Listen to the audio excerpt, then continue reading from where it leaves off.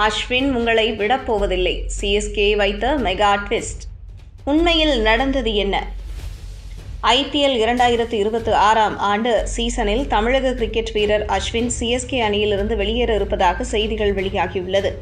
கடந்த மெகா ஏலத்தில் 9,75,00,000 ரூபாய் கொடுத்து அஸ்வினை சிஎஸ்கே அணி 10 ஆண்டுகளுக்கு பிறகு வாங்கியிருந்தது. இந்த நிலையில் அஸ்வினுக்கு கடந்த ஐபிஎல் சீசன் எதிர்பார்த்தது போல் இல்லை. 9 போட்டியில் விளையாடிய அவர் வெறும் 7 விக்கெட்டுகளை தான் கைப்பற்றியிருந்தார். இதனால் அஸ்வினை சிஎஸ்கே அணி வெளியேற்றும் என்று செய்திகள் உலா வந்தது. ஆனால் உண்மையில் நடந்ததே வேறு என்று சிஎஸ்கே வட்டாரங்கள் தெரிவிக்கின்றன. அஸ்வின் ஒரு ஜாம்பவான் என்பதால் அவருக்கு உரிய மரியாதையை சிஎஸ்கே எப்போதுமே கொடுக்கும் என அந்த அணியின் தொடர்புடைய வட்டாரம் தெரிவிக்கிறது.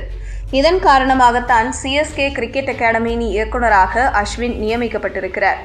இந்த தருணத்தில் அஸ்வின் தான் சிஎஸ்கே நிர்வாகத்தை தொடர்பு கொண்டு தான் கடந்த சீசன்களில் சரியாக விளையாடவில்லை, மேலும் 14 போட்டிகளிலும் தான் விளையாடவில்லை.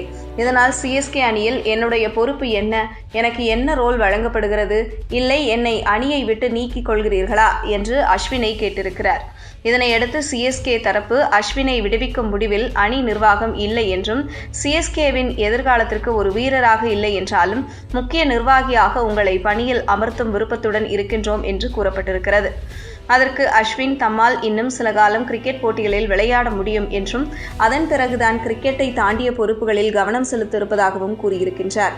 தான் 14 போட்டிகளிலும் விளையாடவில்லை என்றால் தன்னை விடுவித்து விடுங்கள் என்றும் அஸ்வின் கூறியிருக்கிறார். அஸ்வின் இந்த கருத்துக்கு சிஎஸ்கே நிர்வாகம் ஒப்புக்கொள்ளவில்லை என்றும், தொடர்ந்து அவரை அணியிலேயே தொடர வற்புறுத்தி வருவதாகவும் கூறப்படுகிறது.